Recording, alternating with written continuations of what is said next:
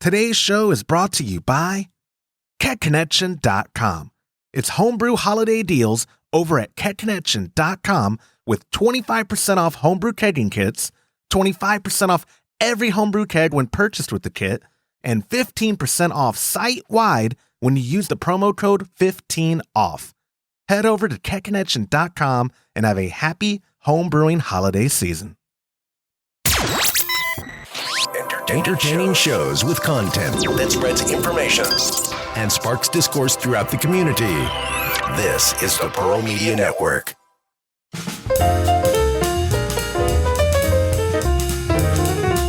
Hello and welcome to the Homebrew Happy Hour. This is the show where we supply the answers to your homebrewing questions and discuss all things related to craft beer. If you have a question you'd like us to discuss on a future episode, visit homebrewhappyhour.com and click on the Submit a Question link at the top of the page, or now you can call or text them in by using 325-305-6107. I am your host, Joshua Stubing. Today, I am joined by the Director of Operations at cmbecker.com, Mr. James Carlson. Sir, how are you doing today? I'm good. How are you doing, Josh? Doing good. I almost out of habit was about to slide into and the chief keg washer, blah blah blah. But Todd's not here. Todd, yeah. I was trying to record the episode yesterday to include Todd, but then I found out he wasn't in yesterday either. No, he had to go to his back doctor. Yeah, or a neck doctor. I haven't heard from him, so have you talked to him? I wonder how that went. I did. I talked to him this morning because I was throwing some ideas his way for a recipe that would be topically relevant to things that have been going on lately in the country. I think you know which recipe I'm talking about. I don't want to spoil it, but he, yeah, I know, shaking the head. I'm totally, yeah. Yeah, I'm not the person to ask on that. Yeah, I know. So I was just asking him, like, do you think people could laugh about this? And he goes, no, there's no humor right now. Do not do it. You know what? He scarily sounded exactly like my wife. Whenever well, if you remember, not to interrupt you, but Joe wanted to introduce it a few months ago, and I just told him, look, you're going to make half of our customer base mad. So why would you ever want to do that? It doesn't ever make good sense. It's not good business sense. Even 1% of your customer base, you just want to stay away from anything like that. Yeah, for sure. It's too polarizing. I agree. And that's why I am an adult now that can crowdsource some feedback before I do my actions. But believe it or not, people who follow me on Instagram may be going, Josh, are you sure you crowdsource before you post stuff? I do. I promise. Sometimes I get my wife's opinion, but no, with business, I was like, Todd, what do you think? He goes, man, let's sit on it for a little bit. So I was like, but it's funny. But anyway, moving on. Todd is gone right now. Everybody would think that. I know, but that's the thing that's what makes it funny to me. See, that's where I'm sick in the head, James, is my wife, there'll be posts that I'll make on my Facebook and it gets like 11 people interacting with it. And she's like, "Why? I don't understand why you do that. You only get like 11 people." I was like, "Babe, it's not for them. It's for me. It's for my black heart." The reason the internet, I've been a child of the internet. I'm 34. I think my pop got us internet when I was like 9. Or 9 or 10. And there was my parents, God bless them, there weren't internet filters they used back then. I don't even know if they existed. I'm a child of the internet, so trolling is in my blood. My sense of humor, I blame it on my grandfather and web forums from the late 90s and to present day. Like when 4chan does something that people are like, that's so gross or weird, I'm like, it reminds me of like 1999 and being on this. I remember the first time I had my first PC computer, real one, was 92. And I signed up to America Online back then. Dang! Back then, you paid for how much data you used and time that you were online. So it was extremely expensive. And we would be, now this is in 92. Yeah, it wouldn't be uncommon for me to have $100 America Online bill a month. Holy moly. And that was also, were you fancy and you had 2 phone lines, or did you have the 1 phone line and like, Mom, don't pick up the phone? No, that was back when they really started perfecting the modems. And they had what was called a 56K modem. And when it was connected, you wouldn't lose I remember back in the 80s when I had a Timex Sinclair and then I had a Commodore 64, all of those, you had the whole phone thing that you had to, and if anybody touched another line, it would just kill. So it was my first real computer, and man, has everything changed. My one of my best friends growing up, Thomas Leistering, he had America Online, and that was my first experience with the internet. But my dad, when he got the internet for us in 97 is when we had our first family computer. It was like an NEC build, and I remember having Windows 95 on. I mean, we'd had he'd bring home laptops. He worked for Southwestern Bell, AT&T, whatever, for many, many, many, many years. So he'd bring home technology every now and then. But I remember AOL kind of being a walled garden safer experience, because when I was on like the internet just through like Netscape Navigator, it was crawler. It was the Wild West, my friend. Yep. It was nothing was a block, nothing was filtered. It was the Wild West, for better or for worse. That's why I am the way I am. Like Michael Scott. Go ahead. Was going to say, we used to have back in the early 90s, you would be part of it was called a spam bomb or a spam email back when it meant a whole different meaning. And I can remember a friend of mine said, "Hey, give me your email address. I want to show you something." And I'm like, "Okay." And of course it was an AOL email address, and they would just send out these, and sometimes it would take an hour to download. But let me tell you, hang on to your butt when it come in, because there's no telling what you're going to get, and none of it was ever any good. Yeah, so. I was going to say, that describes my experience with the internet also for the majority of my life. Is nothing good comes from it. It was not. I told him, I said, "Don't ever do that to me ever again. Don't ever do that to stuff I can't unsee, Yeah. Oh, yeah. Between the internet and the dark section of the local movie gallery where you can get like Faces of Death videos. Yeah, stuff like that. Absolutely. And you know what, too? What I kind of trying to make it back on topic, because I'll do this to us. I'll divulge all day. Like, I remember the day when the internet had specific areas for specific topics. So like Homebrew Talk, which is still, according to that Brewlosophy survey, a lot of people who, I think their survey yielded like 2,500 plus or minus results. And I think the majority of those people said, like, Homebrew Talk was the first or second spot where, like, hey, where do you have community online for That's cool. And I think Reddit was up there as well, which again made sense, because like Reddit has taken over. I don't have any niche topic that I'm interested in that I'm not interacting with others on Reddit. There's every kind of topic you could think of is on Reddit. Yeah, it used to be like, I'll go to jujitsutalk.com, and then I would go over to, whatever things like rock climbing I was into in high school, and there was a forum just for that, like on the REI boards, or there was, but now I just go to Reddit and I just look at my list, and I'm not begrudging Reddit because it's so convenient to have everything under one hood. But I do romanticize, like, remember the days back in the frames, the MMA underground, and the frames, and if you had a mobile device, it looked like crap. But do you remember how hard that was? Oh, I miss those days. Like, I don't really. I romanticize. But did you ever do any because you've been brewing for 18-ish years? Were there ever was Homebrew Talk the only brew forum you did on the internet, or were there other like mail groups? You know what? Back in the day, I don't want to say I didn't find Homebrew Talk until like 2009 or 2010. And I remember that they always had cool giveaways. On the right side of the screen, they would have a giveaway like stainless steel brew buckets and stuff like fermenters. And so that was the reason why I would get on there and I would enter. I never won anything, but found out it was actually a fantastic resource for homebrewers. Yeah, I think Todd, I don't remember helping him create the account. I started working for Todd in 2008, May 12th, 2008. And pretty quick after that, I want to say he already had an account.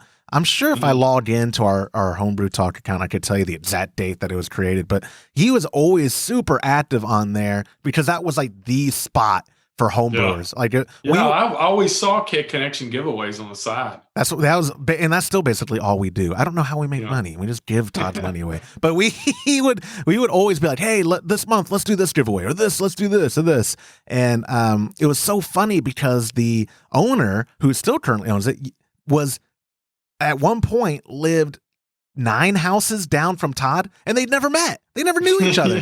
How crazy! Well, he said that they were out. He was out walking one day and bumped into him. That's exactly what it was. Yeah. The owner was like walking his dog, and Todd lived like behind their houses was like this path a lot of people would walk. It would go to the St. Marcus Cemetery, which some people walked through. It's a real pretty cemetery. And just that whole area up there on like western San Marcos, real nice. And yeah, I think that's how it happened. Like Todd was in his backyard. I don't know if he was cleaning the kegs or how the conversation came up, but I remember him telling me the next day, like, "Hey, you remember, Homebrew Talk? I met the owner. He lives down the block." I was like, "What? He lives down the block from you?" And it's funny because recently, now that Todd has acquired Homebrew Supply, which was at one point owned by the people who own Homebrew Talk. We frequently, someone on Reddit at one point was like, "Oh yeah, y'all have Homebrew Supply now, and you're also Homebrew Talk." I was like, no. I understand the confusion. It is a terrible coincidence. You just have to believe me that all these homebrew based stuff are all in Central Texas. Like you know what I mean? Like at one point, people were like, "Are y'all Austin Homebrew Supply?" Like, no, whole different company. No. And I think they had their own forums that were pretty popular at one point for a while. I don't know. I know every company, a lot of companies, not us, because it's so much work, try to get the conversation going on their own little platform as a means of, it's like Dunder Mifflin and Infinity. You have, you're sitting in here buying paper, talking politics, and then an older gentleman asks boxes or briefs. Like it's just it's an issue. No, I get why companies want to do it, but it's a lot of work. But I don't know if Homebrew Supply or Austin Homebrew Supply, Northern, all of them still do their forums, because Reddit and Homebrew Talk are kind of so convenient. They probably don't get seen because the fact that everybody's on those other sites. Yeah, if Todd ever pitched that idea to me, like, "Hey, you want to do a Keg Connection forum?" I would immediately go, "You're the boss," but I don't want to. So too much competition. Way too much. And it's going to be me and my dad because he feels sorry for me, and internal. It'll end up being an intranet communication. It'll just be people in the company making me feel better and not like a failure for launching a stupid forum board. But anyway, with Todd not here, I can dump on him all day. The weight loss competition. It's never stopped either one of y'all before. Oh, that's okay. That's a good point. But specifically, the weight loss contest. I'm willing to bet money he is heavier today than he was when we started the competition. He's not taking this thing serious. Like I feel bad for taking the old man's money. Like I feel I feel like I swindled him or I crushed his spirits early. But I have to keep this in perspective because I had a like last night. I had a band practice. I played drums and I got home from band practice and I was starving and there was nothing remotely healthy that was easy to make. And I was like, I'm killing. Yep, cereal. Exactly. I was like, I'm killing Todd. This can't hurt. So I had 3 freaking bowls of cereal because it'd been so long since I've had a bowl of cereal. And I crashed with like some milk down my chin on my office couch behind me. And my wife, when she came in to wake me up to help get the girls ready, she saw the bowl there and she's like, "Oh my God, what did you do?" And I was like, "Oh," and I still feel it today. That's how stupid I feel right now. Like I feel affected by sugary cereal since I hadn't had it in so long.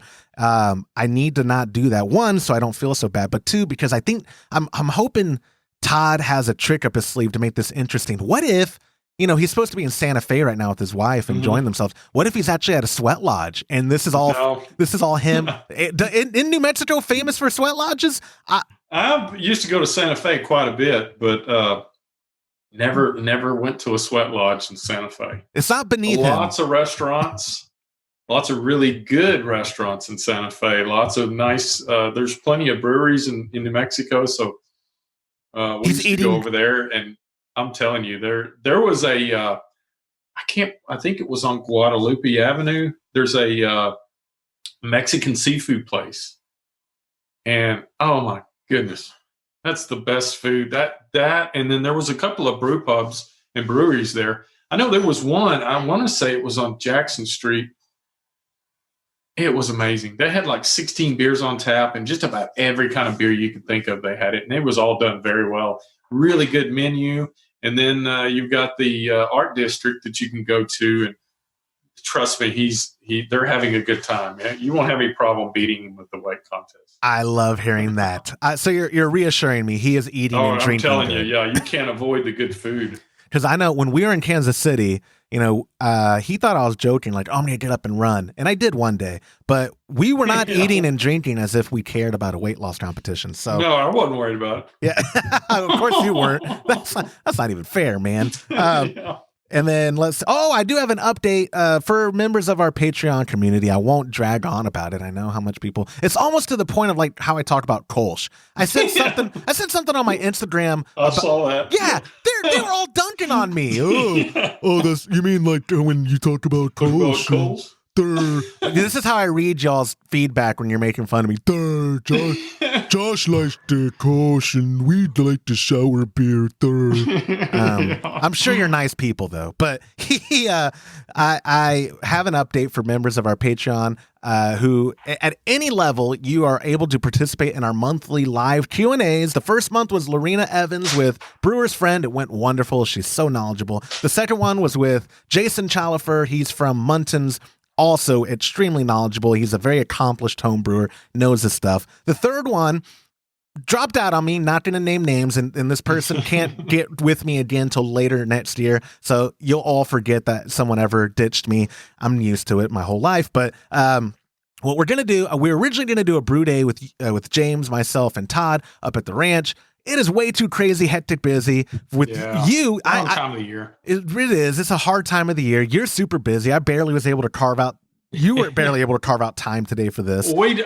I had a surprise, fairly large shipment that I was trying to get going, and good. It was good to see it. Totally. Quite a bit of money, but it's going overseas, so I was trying to get some of that stuff prearranged. Exactly. Haven't got here yet, but and Todd has been busy with the business, and he's taking a much needed vacation. Yeah. And so what we're gonna do is my pop and I are gonna do a live brew day on the 28th. I don't have a time yet, but I'll announce it. If you're a member of any level of our Patreon at patreon.com/homebrew happy hour, you can get the links for the private Facebook group where the live streams always happen. If you don't do Facebook, if you're like James and stand against the man, just message me and I'll make a way for you to be able to view and participate if that interests you, like an unlisted YouTube link, or we'll figure something out. So just the December the 28th, I don't know what we're going to brew, but we will have a live brew day. My pop,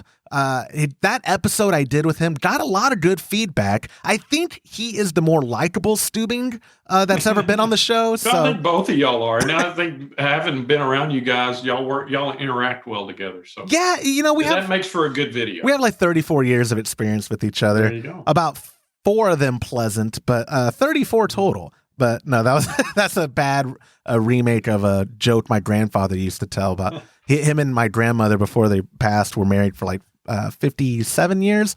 And someone would ask him, his name was Vastine, how long y'all been married? He goes, I've had 34 happily married years. And my grandmother, Patsy, would go, you idiot, we've been married 52 years. He goes, and 34 of them were happy,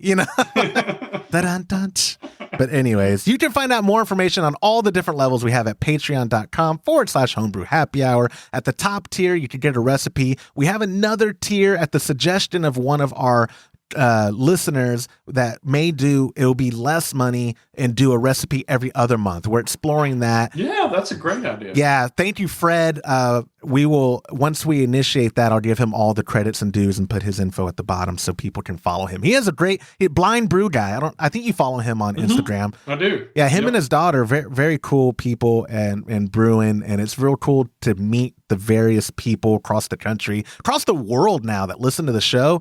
It's really humbling. It's real cool. And I do take your feedback into consideration. And people are surprised by this. We do have a lot of inquiries every day. I try to get back to every single one as quick as I can, only because I want people to know Like, we genuinely appreciate you guys tuning in and Yes, interacting. absolutely. It means the world to us. And it's not just because it's a good ego stroke for me. I genuinely just like doing this for a living. And I think James would agree, it's surreal that we are in the industry we're in and the way we make a living. It's surreal. Because it doesn't seem like work.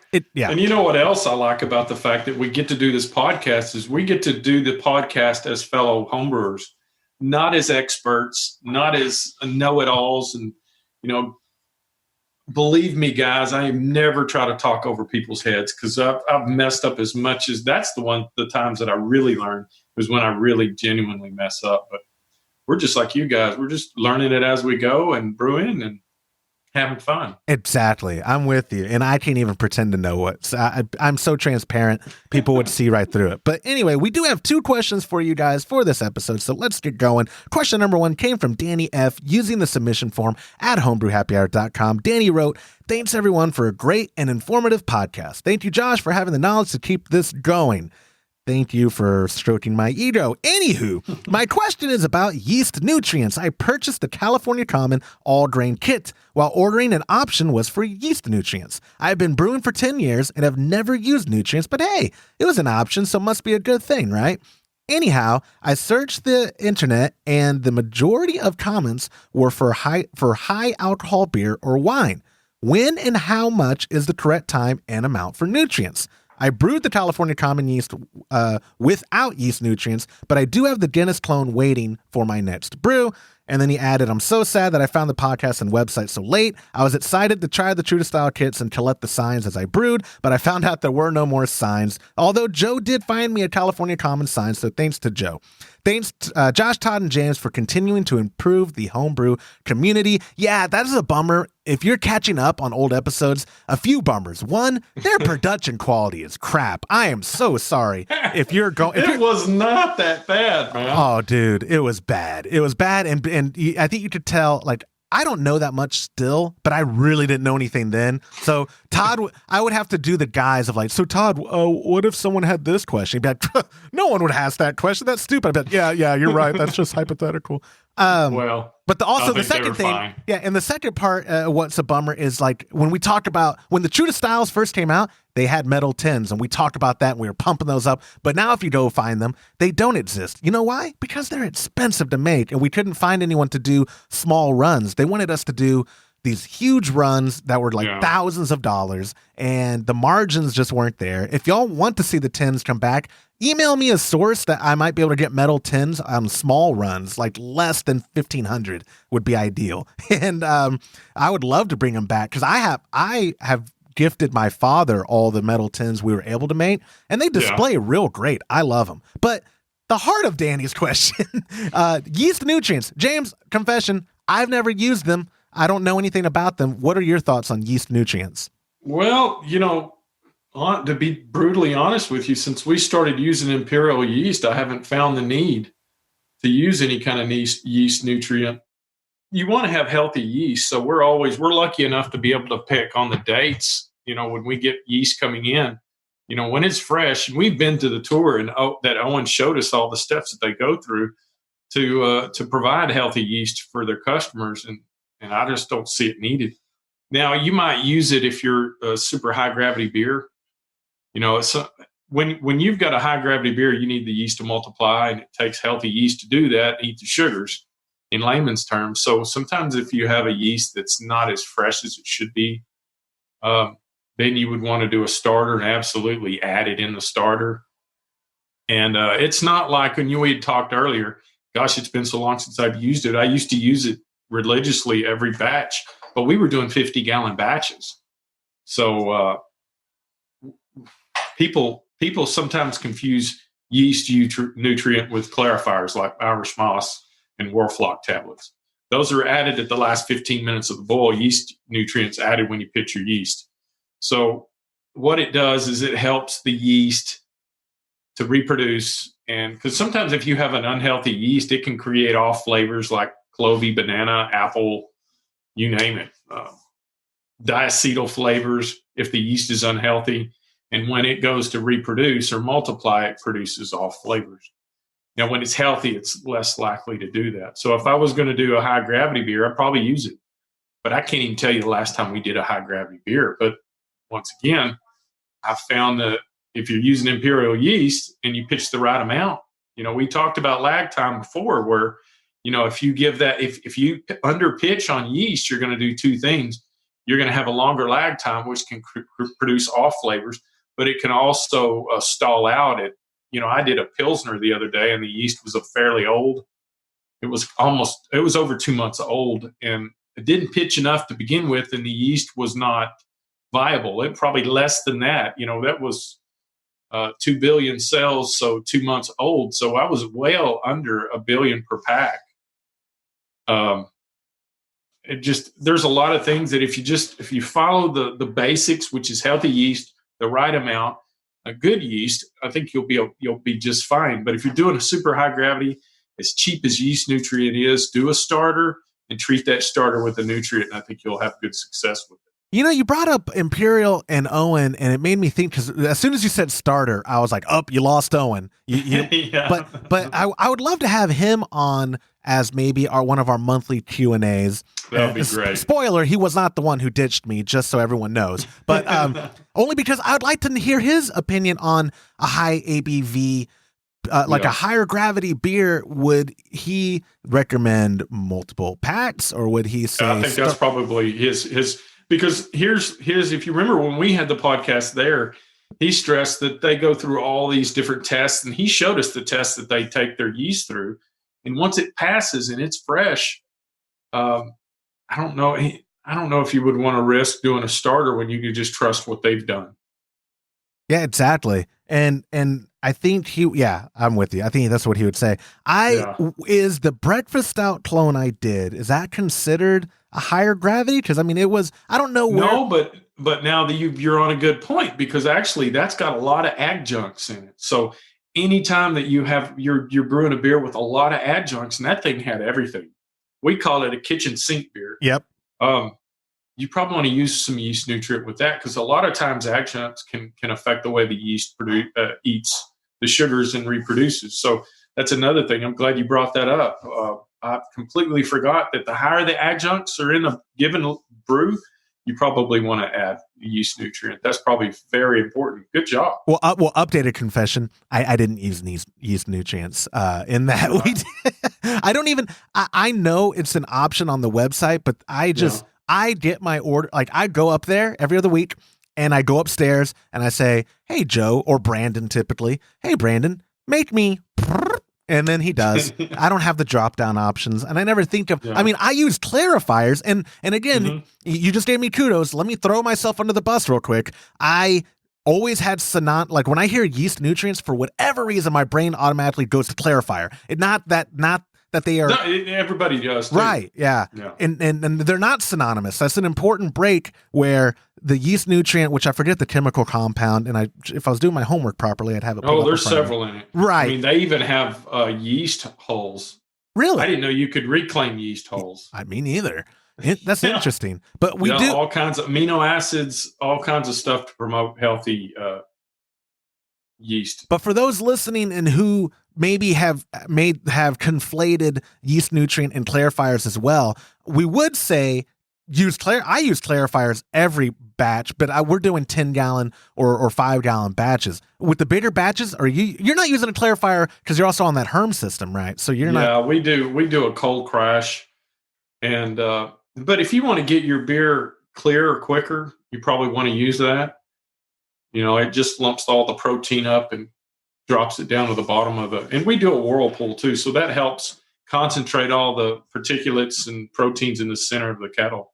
And it makes a big difference. And I appreciate Danny's interest in something that's not familiar, because he's been brewing for 10 years. And at first I would just say, "Hey man, whatever's working for you, keep doing it. If it's working and you're making good beer, keep doing it." But I like that whole but I want to explore, like, people use nutrients. Maybe I should. What should I expect from it? And is it a surefire way to make the best scenario for your yeast by using nutrients? Sure. It's good insurance if you're If you're a little questionable on the yeast you're using, I would probably go do a starter with it. That way, if you do a starter, at least you've got some activity because you can see it. Go ahead and add that because that's a good buffer in case there is some issues that might pop up. And it's cheap. I mean, I think I was using. Don't quote me on it because it's been so long. I want to say it's like I've got it in a little vial. I bought it in bulk, but it was like a half a teaspoon or something like that at the end but right before you pitch. So I'd put it in there, oxygenate it, and then drop the yeast.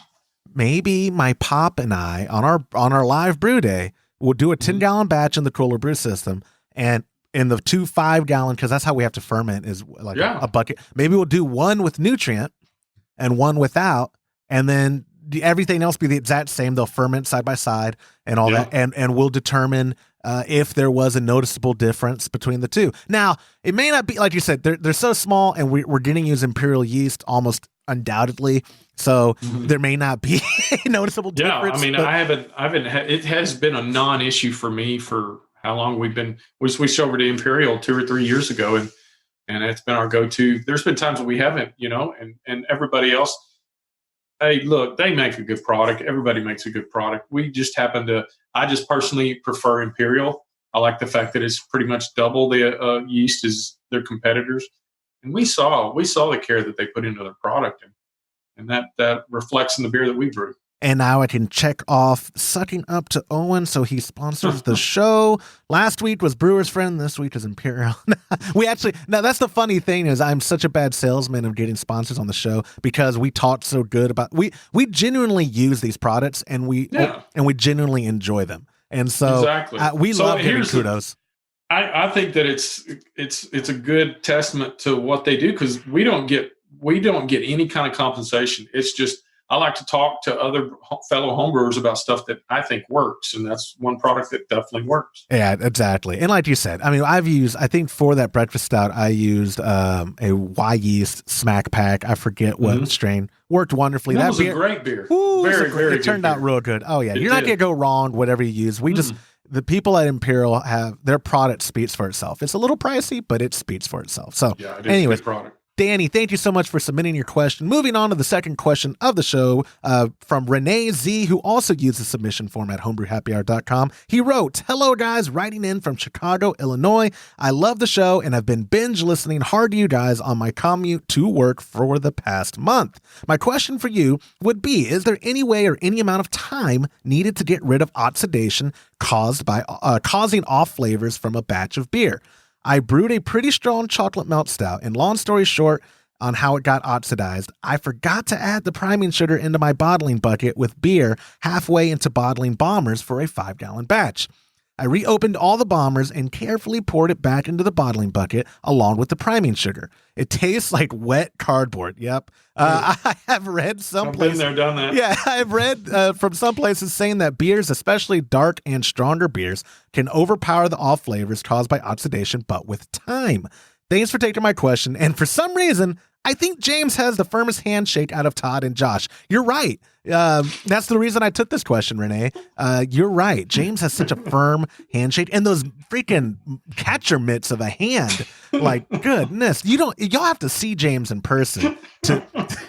You're laughing, but That's funny. You're an Amazon. You're like 8 feet tall. The fact that you're not in the NBA or never were just blows my mind. You gotta have coordination. Okay, good point. Oxidation. I'm gonna give my short spiel and I'm gonna kick it over to you. Sure. I don't know of a way of getting rid of it. I've never even heard of that. Is time a beer's best friend if it's oxidized? They say time heals all things. I don't know if it heals oxidation, but it's worth a try. If you put that kind of work into a stout like that, not to mention the fact that, let's be honest, that's probably one of the most expensive beers you can homebrew because of all the adjuncts. Yeah, give it a time. Let it sit. Put it in a dark closet somewhere and just let it mellow out and try it. I mean, you're not going to hurt anything if you pour it out now or if you pour it out 2 or 3 months from now. Don't let it set in the primary. Go ahead and put it in whatever package you want to put it, whether it be a keg or bottles or whatever, and just let it mellow out and see what happens. But, there's a lot going on with the stout, especially something like you brewed.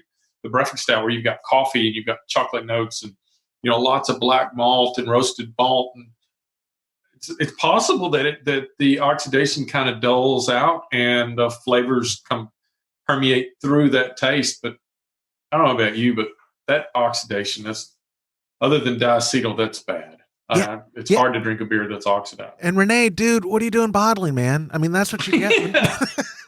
Okay, that's messed up. No, I'm sure you're a great guy, Renee. But bottling is I sent some bottles out to friends of that Kolsch, and some feedback I did get from one was it might have been a little oxidized, which I could get. It was my first time bottling, and I was real nervous. Easy to do. Right, and you know, I'm surprised. My dad one time, I'm pretty sure we had a little bit, and you could correct me or tell me whatever the truth is. I don't know is there such thing as just a little oxidation, or if it's oxidized, it's... Oh, no. Yeah, absolutely. There's different levels. Okay. A good example would be like if you've got a racking cane and your hose is just a little bit too big. I've had this happen before. When you start the siphon, you'll notice it'll pull air from between the tube and the racking cane because you can see little air bubbles coming through. And that just that little amount can cause it. Heck, you can be putting it down into a keg that isn't purged with CO2. And if you're not careful on how you let it flow in the keg, transfer quietly, I think is what they say. And that means you don't want to splash it. So the way I used to always do it is I would put the hose against the wall of the keg, and it would roll down the keg wall and down into the bottom. You don't want to just hold it over and look down in it. You know, that is when I think my dad. So one time he was out of town. This was an ESB. It was an extract kit. So this was 2+ years ago. And I went over to transfer, and I don't know. I mean, I should have known better. This wasn't like newbie Josh doesn't know what he's doing. No, I should have known better. Like, I wasn't recording anything. I didn't have to play the shtick of idiot. I was just an idiot. And I was holding the tubing, and in like 3 seconds went by before I realized, like, oh, I'm splashing. What the hell? and I fixed it literally less than 5 seconds. But when that beer, I don't know if it's mind over matter. When we kegged that beer and carbed it and served it, I could tell it was a little oxidized. And I was like, I messed it up. And, you know, my dad doesn't like ESB, and other people who tried it were like, no, this is great. And they didn't, you know, because the good thing about if you just have a little bit of off in your beer, people who don't know beer think that that's like some good trait. Like, oh, this is a craft beer. Well, that's the way it's supposed to be. That's the way it's supposed to be. So I could play it off better. They're like, what's that kind of metallic taste? Oh, no. That's normal, guys. So maybe Renee can joke, oh, that wet cardboard. No, what are you talking about? That's what I called it. It's a cardboard nitro stout or what? That cabbage taste. Yeah. I worked very hard to replicate that. Yeah. Or that movie theater butter popcorn. Like, this is for a movie beer, guys. This is a theater beer. Well, you remember we had that lemon drop Pilsner. We took 2 kegs to Homebrew Con, and they sat in a hot FedEx warehouse for, I couldn't believe how warm it was there. It wasn't supposed to be that hot. You know? And it was like 8 days, right? That our beer, or maybe 5. Time. It was 5 or 8 days. Between 5 days. Yeah, between 5 and 8. I can't remember. But you and I, we went over there to pick that up, and it was fairly hot that day. Yep. And that was on a Tuesday, wasn't it, when we got there? We did. You're correct. We landed on like that Monday night, and then got up Tuesday to go get our stuff, and then still couldn't get it in, I think, till Wednesday. Yep. Yeah. So, I mean, and it was Texas hot over there. I couldn't believe it. And we had one that the Lemon Drop Pilsner was a big hit at the show, and we had 2 full kegs of each one that we did. And the second one we tapped, it had diacetyl in it. Yeah, I remember it was theater popcorn. Two industry folk who we're friends with were walking the show before it was open to the public, and they came to our booth and were, oh, I'll try this, and they had they went down our beers like, oh, that's great, and the last one was the lemon drop, and they try it, and their look on their face, I was like, oh God, they hate it, and they're like, have you tried this beer this morning? And I was like, no, it's 9:30, but. No, I said, no, I hadn't tried it yet. No, because I was still hungover. And they're like, oh, try it. And I tried. I was like, oh, dear God. James, where are you? You were like around the corner, and we immediately pulled it. And you poor guy had the task of taking it. You poured it down the toilet. I did. There was people looking at me like I was an idiot. Or my favorite is because you were in a stall. What poor sap walked in 15 seconds after you, didn't see you had a keg, and they're like, oh, he had way too much to drink last night. The worst sounding diarrhea I've ever heard in my life. You know, because it takes a while for 5 gallons to pour out of that keg, so I can only imagine. And then it was sad. It is always sad, and I think bringing it back to Renee's question, if you don't need the equipment the space it's taking up, the beer that is, let it sit. Try it. Let us know. Is there a rule of thumb, James? Would you say like a month, 6 weeks? I would, if it's depends on how bad it is. But I know on stouts, we've got guys that are barrel aging stouts for over 6 months. So try it. I don't know if I would probably, if it's bad enough, I'd probably let it set a couple months just to see if you can get it to go away. And then if it doesn't, maybe try 1 more month. And if after 3 months, it depends on how bad it tastes. If it's getting worse, then you might just cut your losses and relieve that space for something else, Yeah. Again, if you have the space, Renee, just do it. And I'd be really interested to know how it turns out. If it's less terrible, then drink it. If it's not potable at all, then you're dumping it, like James said, months after when you would have dumped it already. But it's a good experiment because live and learn. One, stop bottling. No, don't forget the priming sugar in your bottling bucket. But also, if you pull it off and can salvage this beer, that's a good thing to know, because then in the future, if this ever happened again, or maybe this gets you into aging, or I don't know. There's a whole bunch of different rabbit trails I could go down right now. But the point is, if you have the time and you have the space, give it time, man. Time heals all wounds. I was going to start. And I would say this: I bet he doesn't do that again. Yeah, I bet you're right. When I mess up, I always learn when I mess up. I sometimes learn. I'd like to think I learn more. I haven't splashed ever in transferring again, so maybe that's the biggest mistake I've ever made with beer. That because if we've ever had a brew day flub, it was always something out of our control. It was like, we ran, I say out of our control. Like one time we ran out of gas and had to just go replace the tank. And that wasn't too big of a deal. But most of the time it's something like equipment related. With the splashing, that's when I was just like, I went out of my way to mess this beer up. And it felt, it felt terrible. But Renee, if you can salvage that beer, please let us know. And if you salvage it, please send some in.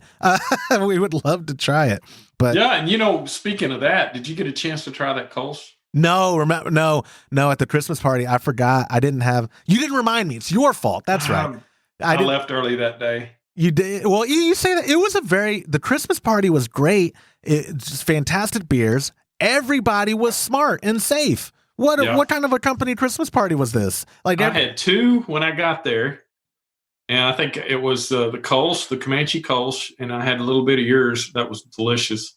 And then I had water with lime the rest of the night. I know. I watched you. I was like, "Who is this guy?" I asked you. I said, "Is that gin and tonic?" You're like, "No, it's water." What do you think? I don't want to get stopped. I can't. You're already prone to being pulled over in that car. Like you're already. You don't. You're right. You don't need any alcohol in your breath getting pulled over in that car. And not to mention that I was driving 40 miles an hour on deer roads. You actually ended up doing that? You told me you were. I did. Good. Well, good. Because on that road Todd's Ranch is already a crap ton of deer at this time of the year. At the time you left, because you left at like 9 and some change.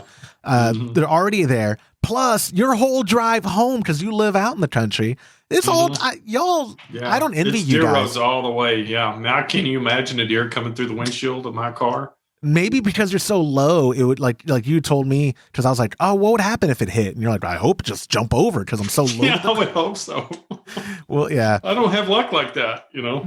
Not to mention having to pay for that hood. I can't even imagine what that would cost. No. We will knock on wood. It's not going to happen. And you got home safe. And boom. I did. And I'm very, very careful about how fast I drive on these old roads at night because I don't even want to think about it. No kidding, dude. No kidding. Well, Renee, Danny, thank you both so much for submitting your questions. This is a good time to remind everyone, if you submit your question through homebrewhappyhour.com or the phone number, which is right down here, 325-305-6107, you do get a $25 gift card to the show's sponsor, which today is kegconnection.com. So look in your inbox. There's an automated email when I push your thing through to our show note. And if you don't have it, if it's not in your spam, just reach out to me and we'll get that gift card sent out to you. But anyways, thank you both so much for submitting your question. Mr. Carlson, my friend. Yes. Thank you so much. I know you are ridiculously busy. You're way too nice to say no to me. 99%. No, I love doing this. This is fun. I always do. I appreciate your time, my friend, and I will see you on Monday. See ya. And that will do it for this episode of the Homebrew Happy Hour. If you have a question you'd like us to discuss on a future episode, go to homebrewhappyhour.com and click on the submit a question link at the top of the page, or now you can call or text them in by using 325-305-6107. Thank you to our show sponsor, kegconnection.com, for supporting us and the homebrewing community. Right now, they have all kegging kits at 25% off, homebrew kegs at 25% off, and site-wide 15% off with promo code 15OFF. Enjoy the deals while they last. On behalf of the absent Todd Burns, the very present James Carlson, and the Pearl Media Network, I'm Joshua Stubing. Thank you for listening.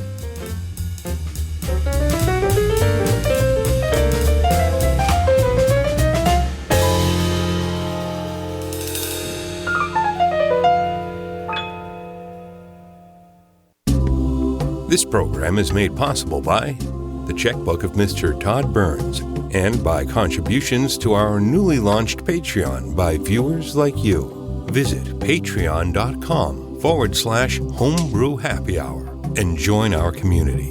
Thank you.